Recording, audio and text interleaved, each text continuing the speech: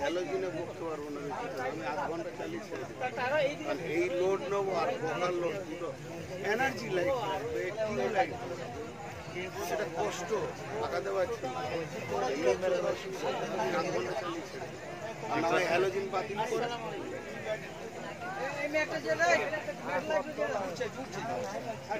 না, এইগুলো বাতিল করে জ্বালার দরকার নাই, মিডিল এটা জ্বালিয়ে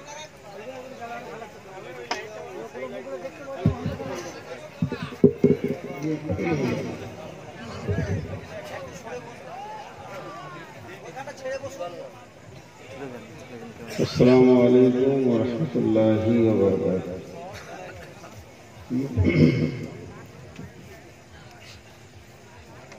अल्हम्दुलिल्लाह नहमदुहु व नस्तईनुहु व नस्तगफिरुहु व नऊज़ु बिल्लाहि मिन शुरूरि अनफुसिना ونعوذ بالله من شرور أنفسنا ومن سيئات أعمالنا من يهده الله فلا مضل له ومن يضلله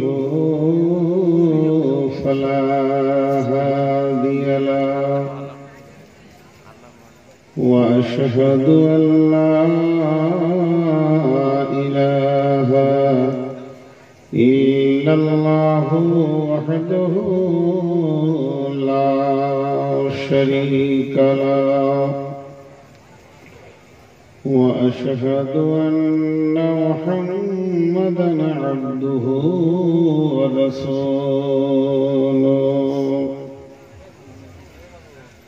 الذي أرسله بالحق بصيرا ونذيرا وداعيا إلى الله بإذنه وسراجا منيرا. أما بعد فإن خير الحديث كتاب الله وخير الهدي هدي محمد صلى الله عليه وسلم وشر الأمور محدثاتها وكل محدثة بدعة وكل بدعة ضلالة وكل ضلالة في النار.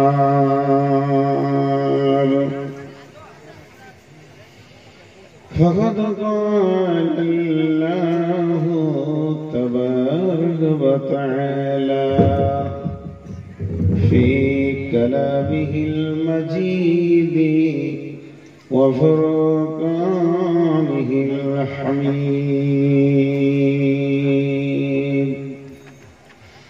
أعوذ بالله من الشيطان الرجيم. قل تعالوا واتلوا ما حرم ربكم عليكم ألا تشركوا به شيئا وبالوالدين إحسانا ولا تقتلوا أولادكم من إملاق نحن نرزقكم وإياهم ولا تقربوا الفواحش ما ظهر منها وما بطن ولا تقتلوا نفس التي حرم الله إلا بالحق ذلكم وصاكم به لعلكم تعقلون. ولا تقربوا إلا بالتي هي أحسن حتى يبلغ أشده وأوفوا الكيل والميزان لا نكلف نفسا إلا وسعها وإذا قلتم فاعدلوا ولو كان ذا قربى وبعهد الله أوفوا ذلكم وصاكم به لعلكم تذكرون. وعن معاذ بن جبل رضي الله تعالى عنه قال أوصاني رسول الله صلى الله عليه وسلم بأسر كلمة لا تشرك بالله شيئا وإن قتلت أو هرئت ولا توكلن والديك وإن أمرك أن تخرج من أهلك ومالك ولا تتركن الصلاة مكتوبة متعمدا فإن من ترك الصلاة مكتوبة متعمدا فقد برئت منه ذمة الله. وإياك والمعصية فإن بالمعصية هل سخط الله.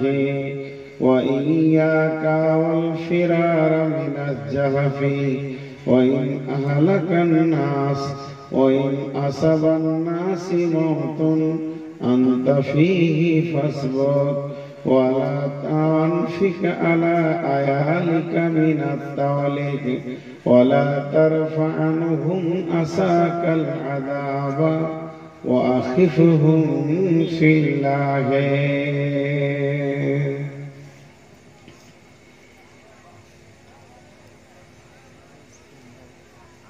মহাবৈজ্ঞানিক আল্লাহ তুমি সৃষ্টি করেছ মোরে লক্ষ কোটি সাজদা করি তোমার কদমে বারে বারে হাত পা চোখ কান সবই তোমার দান অন্তর থেকে উঠে কথা শ্রুতির লাগে কান যে মাটিতে ফসল ফলে অম্ল তিক্ত ঝাল সেই মাটির উপাদান সাদা বেগুনি লাল। মায়ের পেটে জন্মে শিশু জলের পেটে মাছ ভূমির পেটে কত সম্পদ লাখো রকম গাছ। মিল নাই রে চেহারায় নাই রে গলা স্বরে অদ্ভুত তোমার কারিগরি দেখছি জীবন ভরে। জোড়া সৃষ্টি করেছ সবার তাই তো সুন্দর ধরা একের লাগে অপরজনে হয় যে মতোয়ারা। আত্মার মতো শক্তি তুমি রেখেছ গোপন করে শত চেষ্টাও করে তাকে পারি না রাখতে ধরে। ডাক্তার বৈদ্য কবিরাজ যত পাগল হয়ে যায় কোথায় থাকে আত্মা তাকে খুঁজে নাহি পায়। সাগরেরই নোনা জল কেমনে মেঘের কোলে শোধন হয়ে পড়ে ধরাই সোনার ফসল ফলে। মোদের যৌবন রূপ লাবণ্য পারি না রাখতে ধরে এই তো মরা মহাবিজ্ঞানী মিশব মাটির গড়ে। আলো বাতাস পানি দিয়ে জীবের প্রাণ বাঁচে পাহাড় পর্বত আছেই বলি ধরা সমতা আছে। মোরা বিজ্ঞানী পারি শুধু ভাঙা গড়া কাজ তোমার সৃষ্টি দেখে মোরা পাইল বড়ই লাজ। সৃষ্টি লয়ের আবিষ্কারক মহাবৈজ্ঞানিক তুমি আকাশ বাতাস জুড়ে আছে সাগর মরুভূমি।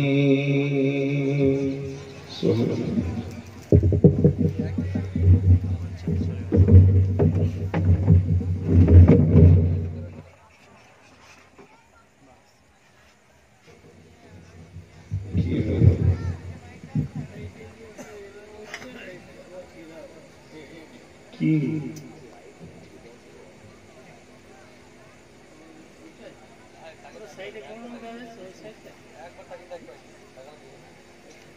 তকবীর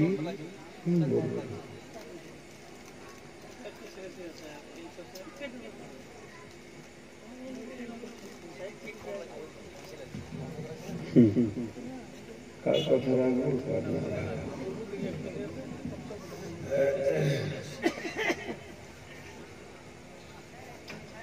শ্রদ্ধেয় সুযোগ্য আজকের সভার সভাপতি, উপস্থিত আকাশের তারকা সদৃশ্য আলেম ওলামা বৃন্দ, সামনে আমার দিনদার ইমানদার মুমিন ভাই সকল, পর্দা থেকে সুন্নেওয়ালি মুমিনা মা ও বোনেরা, প্রশংসা গুণগান স্তব স্তুতি ভালোবাসা হায়াত মত তকবীর দুনিয়া আখিরাত পুলসেরাত সবকিছুর মালিক আল্লাহ, যে আল্লাহ আজকে আমাদেরকে এই সময়টা প্রতিকূল সময় অনুকূল আবহাওয়া দিয়ে কিছু শোনা বলার তৌফিক এনায়েত করেছেন। আমরা সেই মহান মুনিবের দরবারে একবার প্রাণ খুলে শুকরিয়া করি, সকলে জোরে বলি আলহামদুলিল্লাহ। দরুদ ও সালাম বর্ষিত হোক সরকারে কায়না নবী দো জাহাं আখিরি पैगंबर নবী মুহাম্মদ রাসূলুল্লাহ সাল্লাল্লাহু আলাইহি ওয়াসাল্লামের উপর। আল্লাহুম্মা আমিন। আল্লাহুম্মা সাল্লি আলাইহি ওয়া বারিক আলাইহি। মুহতারাম মুকাররাম, আমি আপনাদের সামনে সূরা আনআম থেকে দুটি আয়াত তেলাওয়াত করেছি আর আহমদ শরীফ থেকে একটা হাদিস আপনাদের সামনে পেশ করেছি। এই দুটিকে কেন্দ্রবিন্দুর মধ্যে রেখে সম্প্রসঙ্গে কয়েকটি কথা বলে সমাপনী দিব বলে নিয়োগ করেছি, যদি আমার মাবুদ আমাকে তৌফিক দেন তো ইনশাআল্লাহ। আমি আমার বক্তব্যের প্রারম্ভে দু তিনটে কথা আপনাদের মূল্যবান সময় থেকে কেটে নিয়ে বলছি, কারণ এখানকার কমিটি ছেলেগুলো তো এখন বাচ্চা ছেলে, সব ছেলেরা করেছে আলহামদুলিল্লাহ, এরা একদিন আরো অভিজ্ঞ হবে। এদের এই হচ্ছে হ্যালোজেন দিয়ে জলসা চালানো যায় না, এনার্জি নষ্ট হয়ে অ্যালার্জি হয়, ভিতরে স্বতঃস্ফূর্ততা থাকে না। হ্যালোজেন চোখের সামনে থাকলে একটা মানুষ তার মিজাজ অন্যরকম হয়ে যায়। সাদ্দামকে যে জেলে রাখা হয়েছিল, হাই পাওয়ার বাল্ব দেওয়া হয়েছিল, তাকে দিন রাত ঘুমোতে দেওয়া হতো না। এরকম যদি প্রতিদিন হ্যালোজেন দেখি তাহলে অবস্থা খারাপ হয়। এবার আপনারা বলবেন যে প্রজেক্ট চলবে না, এইখানে দেবেন দুটা তিনটে ঘন করে সাদা এনার্জি বাল্ব দিয়ে দেবেন, এতে প্রজেক্ট চলবে। দ্বিতীয় নম্বর, এই ফাঁকটা এখানে কি কারো 20 তলা ফাঁকটা শ্রোতা বক্তা কাছে থাকে, এটা একটা ভুল করেছে। যদি তিরপল থাকে এখানে দেন, সবাই এগিয়ে আসে। আর যারা দূরে দূরে বসেছে, আপনারা কোন নিয়তে ওরকম করে বসেছেন? আপনারা কি নবী মুহাম্মদের তরিকায় আছেন না অন্য কোন তরিকায় আছেন? এটা শরীয়ত নয়। যার ভিতরে শরীয়ত নাই, যে শরীয়তের মডেলে নিজেকে সাজাতে পারে না, তার কাছে শরীয়তের ওসিয়ত ঢোকা কঠিন। অতএব এইগুলোকে একটু ঠিক করে নেন। এগুলো ঘাসে বসা যাবে, যখন তাস খেলে তখন ধুলোতেই তো বসে। আচ্ছা, আর এই যে বক্স গুলো, এগুলো জালসাই দরকার নাই, এই ব্যাকফিট গুলো দরকার। বড় বড় বক্স গুলো জালসাই এনে জালসার সৌন্দর্য নষ্ট হয়। ওইগুলো ওই যে বিয়ে বাড়িতে বাজছে ঢুকছু ঢুকছে, খালি হিন্দুদের বিয়ে চলছে একটা, তো হিন্দুদের বিয়ে বাড়িতে ওই যে ঢুকছু ঢুকছু কোনো গানের মানে নাই, কোনো কলি নেই, না প্রেমের ছন্দ না জ্ঞানের ছন্দ, খালি ঢুকছু ঢুকছু, অতি খুশি, রান্না বান্না চলছে, খাবে না, নবী মুহাম্মদের তরিকা আছে। তো বক্স জলসাই চলে না। তো যতগুলো বললাম একটা আমল করেন, এটা ঘেরাতে দেখবে। আর যারা আলে আছেন এখানে আসে, জি ভাই এটা ঠিক নয়, যারা দূরে আছেন এখানে আসে। কথা শুনলে আল্লাহ তাআলা সামি'না ওয়া আতা'না কোরআনে বলেছেন, শোনার পরে পরে যারা ইতাআত করে আল্লাহ তাদেরকে রঙে রাঙিয়ে দেয়। অনেক মহব্বতের মানুষ আছে আমার, দেখেন বসেছি কিনা, আরো বসেন, ওগুলো তো বসে, কোনো ইজ্জত যাবে না, সম্মান যাবে না, আগে আসে। যারা দূরে আছেন কাছে আসে, কাছে ডাকিতে মোহাম্মত করে মাশাআল্লাহ লাগিয়ে আসে, ফাঁকা হলো সামনেটা আগিয়ে আসে, এবার ভালো লাগছে। আমার কাছে দুটো এসছে, বলছে একটা তকবীর সম্পর্কে বলেন আর কবর সম্পর্কে বলেন। তা একটা ছোট মতো কথা আপনাদেরকে বলি, যে আমার বায়ান শুরু করব, 30 সেকেন্ড লাগবে কথাটা বলতে, কি এক মিনিট। একটা নতুন মুসল্লি বিচার নামাজ পড়াতে গিয়েছে, তো মাদ্রাসায় পড়েনি, মুরব্বী মানুষ, সূরা ফাতিহা পড়ে রুকু চলে গেছে, আর ওর পুতা বা নাতি পেছনে এসে এক রিকাত পায়নি, নামাজ পড়ছে। তো নামাজে সালাম ফেরা পর বলছে, না না নামাজটা কেমন কেমন লাগছে না। বলে কি হলো? বলে সূরা ফাতিহার পর কোন সূরা পড়লে না। চুপ।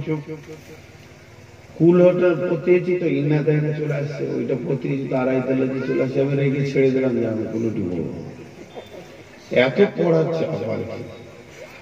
তখন যদি আপনাদের মতে আমাকে দেখতে হয় তো অনেক ভেজাল হয়ে যাবে। আমরা যে খুব বড় পণ্ডিত তা না, আমরা মুখস্থ করা বিদ্যাধারী, যারা বড় বড় আলেম শাইখুল হাদিস, তাদেরকে যখন তখন যেটা বলবেন ওটা উত্তর দেবে। আমাদের অত পুঁজি নেই।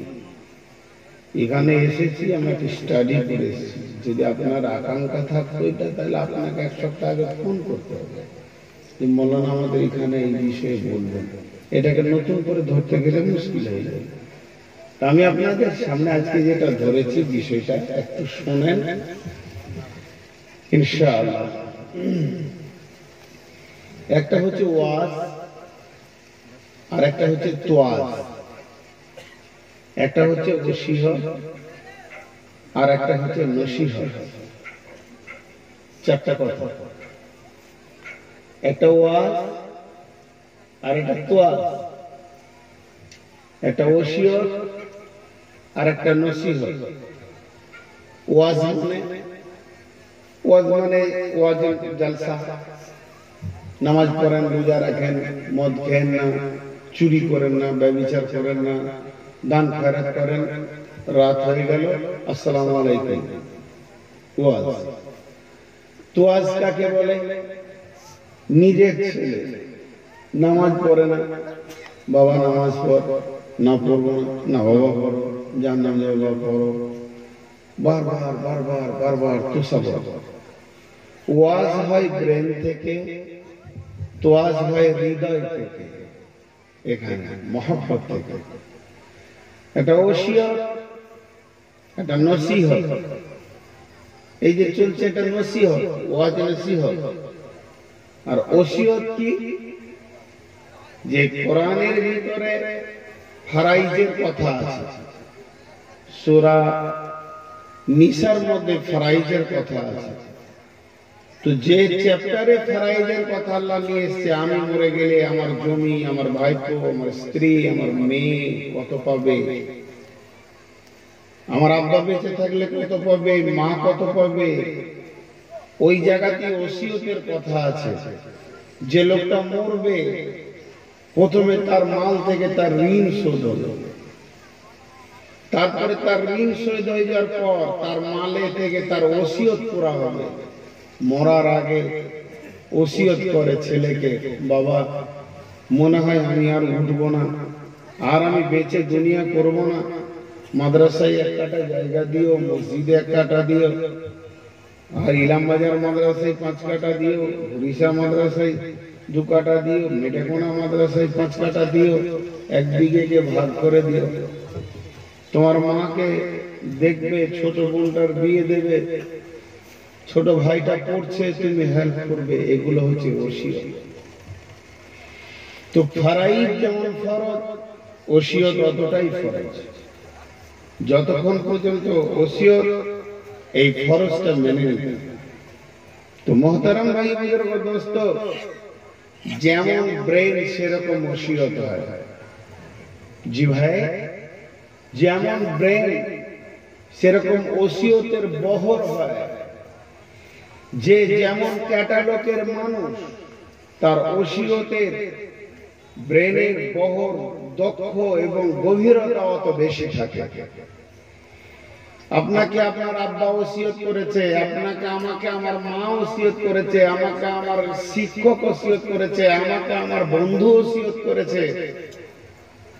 এইভাবে করতে করতে করতে করতে আমাকে আমার নবী ওসিয়ত করেছে। নবীজির ওসিয়তটা কত মূল্যবান হবে। সবারই ওসিয়তকে দূরে সরিয়ে দেন। সব থেকে দামি ওসিয়ত হচ্ছে আল্লাহর। আল্লাহ কোরআনে ওসিয়ত করেছেন, যালিকুম ওয়াসাকুম বিহি লাআল্লাকুম তাকিলুন, যালিকুম ওয়াসাকুম বিহি লাআল্লাকুম তাযাক্কারুন, যালিকুম ওয়াসাকুম বিহি লাআল্লাকুম তাত্তাকুন। এটা আমি তোমাদেরকে ওসিয়ত করলাম, যদি বিবেকবান হও তো বুঝবে। আমি তোমাদেরকে ওসিয়ত করলাম, যদি তোমাদের স্মরণ করো তো এটাকে থেকে লাভ নেবে। আমি তোমাদেরকে ওসিয়ত করলাম, যদি তোমাদের মধ্যে ভয় থাকে তো ওসিয়ত থেকে ফায়দা পাবে। আল্লাহ বলেছেন, আল্লাহ বলেছেন। তেমনি নবীজি ওসিয়ত করেছেন, এই উম্মতকে ওসিয়ত করেছেন, এই উম্মতকে ওসিয়ত করেছেন। জি, ইয়ং ছেলে 24 বছর বয়স, 22 বছর বয়স, গায়ে হলুদ পড়েছে, বাড়ি ঢুকছে বের হচ্ছে, এখন মনের আনন্দে রঙিন স্বপ্নে ভাসতেছে। বিয়ে হবে, শ্বশুর বাড়ি যাবে, শালা পাবে, শালি পাবে, ভাইরা ভাই পাবে, শ্বশুর পাবে। পাগলের মতো আত্মাহারা হয়ে গেছে। ঘর ঢুকছে বেরোচ্ছে, বন্ধু বান্ধব, আনন্দ, লেন লেন, হাসি মজা। আর নানা এসছে বিয়ের 1 মাস আগে, বুড়ো মানুষ চুপ করে বসে আছে লাঠি হাতে করে, আর দেখছে নাতির দিকে, আর মনে মনে বলছে, ভাই বেশি টাটুর মতো লাফাস না রে, তোর ঘাড়ে ওই আগেকার যুগে ছিল না শালের আঁতু, বুঝবি কত চালে কত পানি। জি, ফারাক্কা ব্রিজটা পার হচ্ছে, ডান দিকে একটা বিরাট বড় ত্রিপলের বোর্ড। ওই বোর্ডে লেখা আছে এক জায়গায় বিয়ে, বয়সে 29 বিয়ে। আর পাশে একটা মহিলাকে সাজানো আছে, বিয়েতে যেমন সেজে থাকে। আর পরপর 5খানা দ্রষ্টব্য লেগেছে, কিছু স্বপ্ন, কিছু সংশয়, কিছু সত্য, কিছু ধারণা, কিছু মিথ্যা। এর নাম বিয়ে। তুমি বিয়ের আগে যত লাফাও, বিয়ের পরে অত লাফাও না। সবগুলো তোমার পুরা হয় না। কিছু স্বপ্ন, কিছু সত্য, কিছু ধারণা, কিছু মানে মিথ্যা, কিছু সত্য, টোটাল মিলে বিয়ে। পৃথিবীতে ধোঁকার জগৎ। তো 78 বছরের মুরব্বী আর 2 বছর আছে 80 হতে, মনে মনে ভাবছে 22 বছরের যুবকটাকে দেখছে, ভাই লাফাস না, লাফাস না, ও যে কি জিনিস তুই জানিস না, আমি জানি। জি, হঠাৎ থাকতে না পেরে, আর লাফালাফিটা বেশি হচ্ছিল, থাকতে না পেরে বলছে, নানা ভাই। জি নানা, বসো। তোমার তো কাল বিয়ে, ভাই শ্বশুর পাবে, শালা পাবে, কিন্তু তোমার চাল চলন খুব ভালো, একটু ব্রেক। এবার ওসিয়ত করতে শুরু করলো, ঘন ঘন শ্বশুর ঘর যেও না, শালীদের সাথে বেশি গল্প করো না, শালাদের সাথে যদি খুব বেশি অভিমান করো তো শ্বশুর গাঁ ছেড়ে দিতে হবে। তার মানে এগুলো আর ঘটেছে। 72 বছর 78 বছরের অভিজ্ঞতাকে অ্যাপ্রোচিং করা হচ্ছে 22 বছরের ভিতরে, ধরা হচ্ছে, লোড দেওয়া হচ্ছে, কিন্তু ফ্রড করতেছে, নিচ্ছে। ঠিক করে হেসে দিতে, বুড়ো মানুষ তো মেন্টালিটি রোগ হয়ে গেছে। জি ভাই, এর নাম ওসিয়ত। তো বিশ্ব নবী আজ থেকে বহুদিন আগে ওসিয়ত করে গেছেন। বিসমিল্লাহির রহমানির রহিম। وعن معاذ بن جبل رضي الله تعالى عنه قال আওসানি রাসূলুল্লাহ সাল্লাল্লাহু আলাইহি ওয়াসাল্লাম বিআশরি কালিমাতিন। হযরত মুআয বিন জাবাল ইনি একজন বিখ্যাত সাহাবী।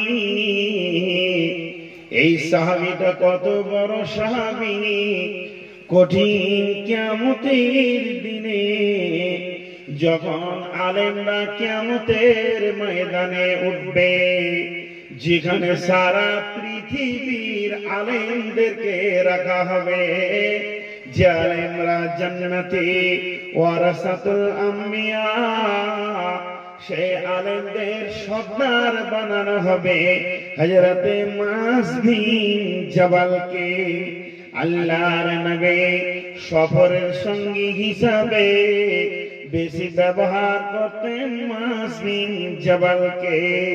সেই মুআয বিন জাবাল বলছেন, রে গোলটেকুরির মানুষ, বীরভূমের মানুষ, তোমরা কান করে শুনে নাও, তোমাদের নবী তোমাদেরকে পৃথিবীতে চলার ব্যাপারে পথ পাথেয় হিসাবে 10খানা ওসিয়ত করে গেছে। 10টা ওসিয়ত করেছে মা বাপ। 10খানা ওসিয়ত আমার নবী আমাকে করে গেছেন। আমাদের নবী বলিয়েন না, তাহলে ওটা ভাগে হয়ে যাবে। সবাই মনে মনে করেন আমার নবী আমাকে বলেছেন, কারো দিকে কেউ কমন করে আঙুল তুলব না, নিজে নিজে ভাবি আমার নবী আমাকে বলেছেন। এটা আরো মহব্বত। কেউ বলে আমাদের বাপ, বলে বাপকে আমাদের বাপ বলে না আমার বাপ বলে। এটা কে বলে আমার বাপ?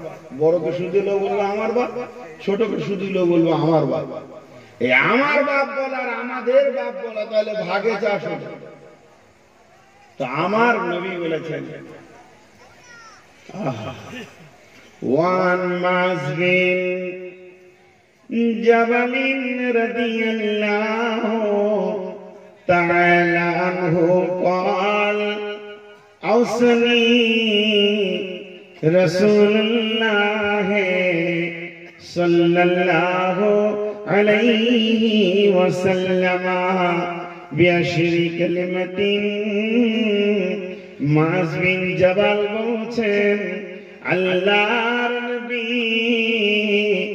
নবী মুহাম্মদুর রাসূলুল্লাহ জোরে বলেন সাল্লাল্লাহু আলাইহি ওয়াসাল্লাম আমাদেরকে 10খানা ওসিয়ত করেছেন।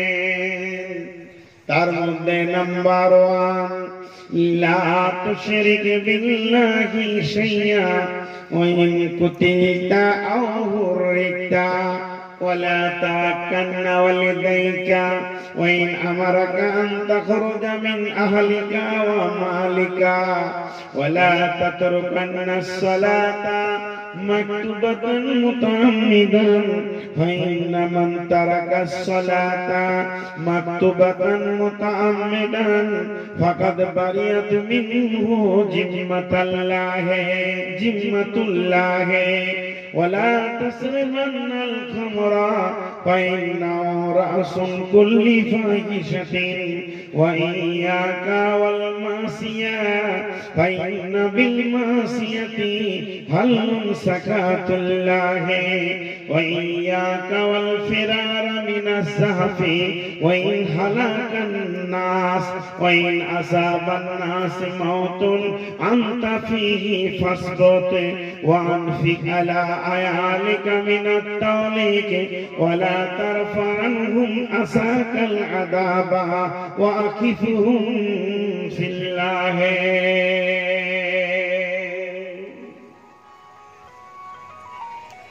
আজকে আমি আপনাদের সামনে নবীজির 10খানা ওসিয়তকে তুলে ধরেছি। শোনেন, মন দিয়ে শুনেন, আপনার নবী আমার নবী আমাকে কি বলেছেন। 1 নম্বর, বিশ্ব নবী বলছেন, মা লা তুশরিকি বিল্লাহ, মাঝরে খবরদার আল্লাহর সঙ্গে কাউকে শরীক করিও না। কে?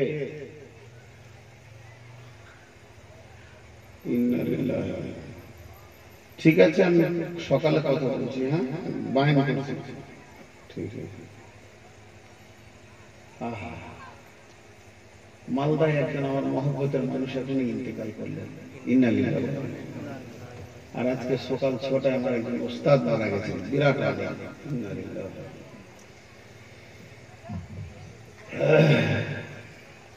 আল্লাহর নবী বলছেন,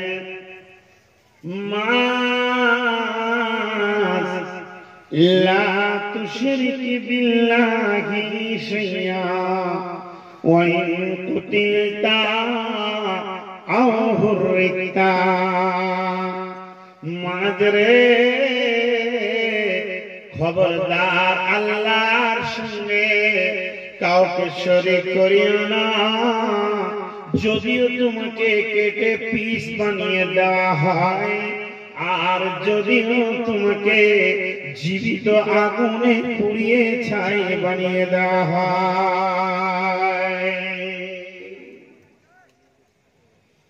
দুটো শব্দ ব্যবহার করলেন নবীজি, একটা হলো কুতিলতা আর একটা হলো হুররিতা। বলেন আরবি শব্দটা মধ্যে বের করেন, একটা কুতিলতা আর একটা হুররিতা।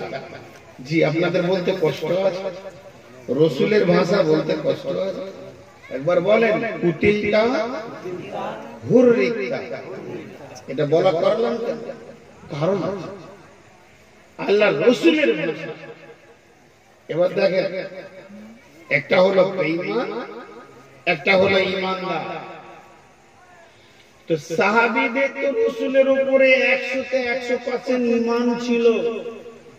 সেই যুগে কাফের মুশরিকরাও জানতে হিংসায় মানতে পারে রাসূলের জবান দিয়ে কথা বের হবে আর সেটা বাস্তব হবে না, এটা কোনোদিন হতে পারে না, পারে না, পারে না। নবীজির জবান থেকে যে শব্দটা বের হবে ওইটাই পৃথিবীতে ঘটবে। এটা আপনার আমার ঈমান আছে রাসূলের উপরে, বেঈমানরাও মেনে নিয়েছে। দলিল, তাহলে ঘটনা শুনেন। আল্লাহর নবী রাস্তা দিয়ে হেঁটে যাচ্ছেন, বেঈমান উমাইয়া উটকে খাবার দিচ্ছে আর উটের পিঠে এরকম থাবা মারছে। বেঈমান উমাইয়া উটের সেবা শুশ্রূষা করছে। বিশ্ব নবী ওই রাস্তা দিয়ে হেঁটে যাচ্ছেন, উমাইয়া উটের পিঠে এরকম থাবা দিয়ে বলছে, ও বেটা মুহাম্মদ, সম্পর্কে চাচা ছিল তাই বলছো বেটা মুহাম্মদ। এই উটকে আমি মানুষ করছি, উটকে সেবা করছি, তার একটাই কারণ, এই উটে চড়ে আমি তোকে হত্যা করব। আল্লাহর নবী একবার তাকালেন, নজরটা নিচে করে নিলেন, পাল্টা কিছুই বললেন না, উঁচু নিচু গালি দিলেন না, শুধুমাত্র ছোট্ট মতো একটা কথা বললেন, ও বেটা উমাইয়া, চাচাকে বলছে রে, ও বেটা উমাইয়া, আগামী জিহাদে তুই মরবি, আগামী জিহাদে তুই মরবি। আর কিছু বললেন না, চলে গেলেন, বাড়ি চলে গেলেন। উমাইয়া উটকে খেতে দেওয়া হয়ে গেল। বাড়িতে গিয়ে বসে ওর সামনে ওর স্ত্রী খাবার এনে দিয়েছে, রুটি যা খায়, যা আছে তরকারি, রুটি, পানি নামিয়ে দিয়েছে। উমাইয়া রুটি খেয়েছে এইভাবে, মুখে থাবা দিয়েছে না, খুব চিন্তা। দেখে মনে হচ্ছে রোগা, মনে শান্তি নেই। বিবি জিজ্ঞেস করছে শরীর খারাপ? না। পেটে ব্যথা? না। মাথায় ব্যথা? না। তোমাকে রোগা রোগা লাগছে কেন? ও বিবি, তুমি কি জানো খবর? আমি যখন উঠতে খেতে দিছিলাম তখন আমি ওই আব্দুল্লাহর বেটা, যে আব্দুল্লাহ মারা গেছে, যে আমিনা মারা গেছে, ওই এতিম ছেলেটা যে নিজেকে নবী বলে দাবি করেছে, ওই মুহাম্মদ সাল্লাল্লাহু আলাইহি সাল্লাম রাস্তা দিয়ে পেরিয়ে যাচ্ছিল। আমি উটকে খেতে দিতে দিতে আমি বলে ফেললাম, ও বেটা মুহাম্মদ, এই উটে চড়ে তোকে মারবো। যখন এই কথা বললাম, বিবি রে, ও আমার বেগম রে, ওরে আমার অর্ধাঙ্গিনী, ওরে আমার প্রিয়া, ও আমাকে পাল্টা বললো, আগামী জিহাদে তুই মরবে।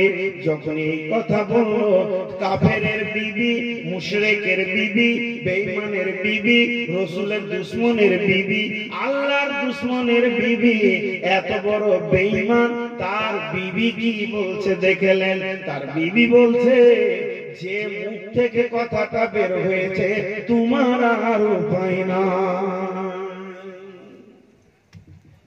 যে মুখ থেকে কথাটা বের হয়েছে বেঈমান মেয়েতে বলছে, ইমানদার মেয়ে নয়।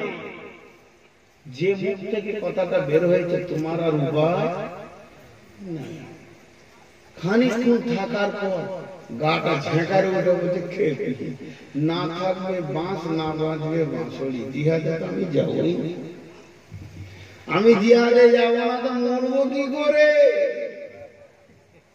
অনেক ঘটনা লম্বা চলে যাচ্ছে, ছোট ছোট করে 1 মিনিটে বলে নি। যেদিন উহুদের যুদ্ধ শুরু হলো, বেঈমানের মরার দিন কাছে গেছে, শুনলো উহুদের ডঙ্কা বেজে উঠেছে, সাজো সৈন্য সাজো, দুই পক্ষে রেডি হয়েছে। উমাইয়া একটা লম্বা চাদর ঢাকা নিয়ে শুয়ে পড়েছে, বুখারী শরীফের হাদিস। কাফের বেঈমানেরা সব এসে বলছে, অমুক আছে, অমুক আছে, অমুক আছে, অমুক আছে। উমাইয়া কয়, দুজনকে পাঠাইলো, ডেকে নিয়ে, যে ডাকতে গিয়ে দরজায় ডাকছে, উমাইয়া, উমাইয়াকে ডাকছে, আর চাদরের ভিতর থেকে বলছে, অসুস্থ। চলছে কথা, ও জানে নবী মুহাম্মদ কি বলেছে। উমাইয়া অসুস্থ। তখন এরা 3টে কথা বলছে, ইমাম বুখারী বলছেন 3টে কথা এরা বলে দিল। কি বললো?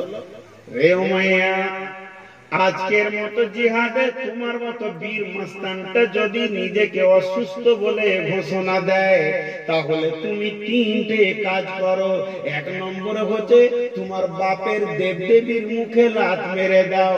2 নম্বর হচ্ছে তোমার অস্ত্র মাল নবী মুহাম্মদকে জমা দাও। আর 3 নম্বর হচ্ছে তোমার আমার বেটি বোনকে নবী মুহাম্মদের হাতে তুলে দাও। যখনই 3টে কথা বলেছে, উমাইয়া লাফিয়ে উঠে তলোয়ারটাকে নেওয়ার পর বলছে, এত বড় প্রেস্টিজ ভাইচার কথা নিতে পারবো না, আমাকে জিহাদের ময়দানে যেতে হবে। যে জিহাদের ময়দানে গিয়ে দাঁড়ালো, এদিকে দাঁড়িয়েছে নবীজির উম্মত, সাহাবী মুজাহিদের দল, আর ওদিকে দাঁড়িয়েছে বেঈমানের দল। আর যখনই উমাইয়া এসে হাজির হলো, হযরতে বেলাল তলোয়ারটাকে কোষমুক্ত করে নিল। তলোয়ারটাকে খাপের ভিতর থেকে এরকম বের করে ঘোরাতে লাগলো, আর বেলালের চোখ উমাইয়ার দিকে পড়েছে, তো আর নড়ছে না। উমাইয়া বুঝে নিয়েছে, আজকের দিনে বেলালই আমার কসাই। এরপরে লম্বা ঘটনা আছে। তার মানে আমি এই ঘটনা থেকে যেটা আপনাদেরকে দিতে চাইলাম, সেটা অনেক আগে শেষ হয়ে গেছে। সেটা কি? একটা বেঈমানও জানতো নবীজির মুখে কোনদিন এতটুকু ভুল কথা বের হয়নি।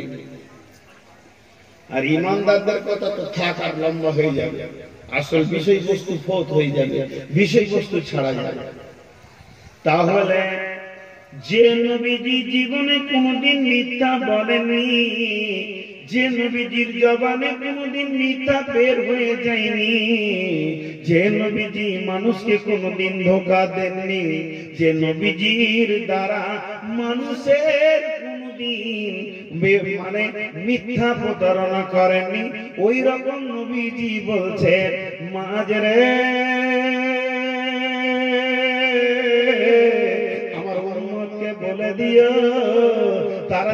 ইমানের স্টেজে দাঁড়িয়ে থাকে, ইমানের প্ল্যাটফর্মে দাঁড়িয়ে থাকে, ইমানকে আঁকড়ে ধরে দাঁড়িয়ে থাকে, ওই কুতিলতা আহরিকতা, যদিও তাদেরকে কেটে পিস বানিয়ে দেওয়া হয়, আর যদিও তাকে জীবিত জ্বালিয়ে ছাই বানিয়ে দেওয়া হয়, তারপরেও যেন আল্লাহর সঙ্গে শরীক কাউকে না করে। নবীজি এই উম্মতের কথা দুটি অবস্থা বললেন, একটা কাটা আর একটা পোড়ানো। এটা কাটবে আমার উম্মতকে আর জ্বালাবে। বলেন মায়ানমার, রোহিঙ্গা মুসলমানদের উপরে বর্মাতে কটা অবস্থা চলছে? দুটি, একটা পিস, একটা জীবিত জ্বালানো চলছে না? আরে হ্যাঁ না বলে না? আপনারা মুখ খুলেন না কেন? মুখ খুলেন না কেন? সবাই মুখ খোলেন। এই দুটি অবস্থা চলছে। আজকে ইংরেজি কত তারিখ? 19। এই মাসটা কয়? 30 মাস। এই মাসের 30 তারিখে কি হবে জানেন? এই মাসের 30 তারিখে ভারতবর্ষে মায়ানমার শুরু হবে। লেখে লেখে কোথা হবে? আসাম। আমি আসাম প্রদেশে প্রচুর জলসা করি। অনেক মহব্বতের মানুষ দিন রাত ফোন করছে, হুজুর দোয়া করেন। 30 তারিখে আসাম সরকার ঘোষণা দিয়েছে, বিজেপি সরকার, যে কতগুলো ডাউট, কতগুলো নো ডাউট, আসামে যত মুসলিম নাগরিক আছে তাদের ভোটার তালিকার পাশে ডি লেখা আছে। ডি মানে ডাউটফুল। এটা এই দেশের নয়, বাংলাদেশ থেকে এসেছে। আর যেগুলো নো ডাউট সেগুলো এই দেশের। তো কতগুলোকে বাংলাদেশি ঘোষণা করবে 30 তারিখে আসাম সরকার যাবে মায়ানমার শুরু। আগে নাগরিকত্বকে হরণ করবে। নবীজি বলছেন, মাঝরে আমার উম্মতের ভিতরে এ খবরটা ভরে দিও। আমি অনেক আগে বলে চলে যাচ্ছি, আমার উম্মতকে কেটে পিস বানানো হবে, আমার উম্মতকে জ্বালিয়ে পুড়িয়ে দেওয়া হবে। মানুষের এমন একটা দিন বলছি না, এমন একটা মাস বলছি না, এমন একটা সপ্তাহ বলছি না, এমন একটা বছর বলছি না, শুধু বলছি ভাষাটা রেকর্ড করেলেন। এমন একটা মুহূর্ত আসবে, এমন একটা মুহূর্ত আসবে, এমন একটা মুহূর্ত আসবে, যে মুহূর্তে মানুষটা মরবে, শুধু যদি ঈমান রাখে জান্নাত চলে যাবে। নামাজ, রোজা, হজ, যাকাত, দান খয়রাতের প্রয়োজন হবে না। শুধু তাই নয়, লোকটা হলো মাতাল, চোর, লম্পট, পৃথিবীর মুখে যত গুনাহ আছে সমস্ত কাবিরা গুনাহগুলো করে নিয়েছে। তারপরও যদি ঈমানকে নিয়ে দাঁড়িয়ে থাকে, আর ওই মুহূর্তে যদি আল্লাহর উপরে বিশ্বাস রেখে এই কঠিন মওতকে যদি কবুল করে নিতে পারে, শহীদের দরজা পাবে। বিশ্বনবী বলছেন যে শহীদের রক্ত মাটি ছোঁয়ার আগে তার জীবনের গুনাহগুলির সাজদা হয়ে যায়। আর একটা শহীদকে যখন কাটে, লোক দেখে ওকে পিস বানানো হলো। প্রকৃত যদি 100% ঈমানের উপরে দাঁড়িয়ে থাকে, দয়ার নবী বলছেন ওই লোকটা পিঁপড়ে কাটা থেকে বেশি কষ্ট পায় না। আল্লাহর নবী বলছেন, মাঝরে হুঁশিয়ার হয়ে যাও, ঈমানটা অতটাই মজবুত করো, ঈমানটা অতটাই মজবুত করো, ঈমানের বলিষ্ঠতা অতটাই বাড়াও, যাতে করে যেদিন তুমি ফাঁসির মঞ্চে দাঁড়াবে ওই দিন যেন তুমি হাসতে পারো। মায়ানমারে 100 যুবককে বেঁধে রেখেছে, একটার পর একটা কাটছে। 1 নম্বরকে কাটে পিস বানাচ্ছে, 2 নম্বর জানছে এরপরে আমার পালা, তাকে যখন কাটছে 3 নম্বর জানছে আমার পালা। এই অবস্থায় ঈমান রাখা বড় কঠিন। বন্ধুরে 200-400 যুবককে শুইয়ে দিয়ে, জিসিপি দিয়ে খাল করে খালে শুইয়ে দিয়ে মাটি ঢাকা দিয়ে রোলার চালিয়ে দিল। এত কঠিন আল্লাহর নবী বলে চলে গেছেন তোদের উপরে চলবে রে।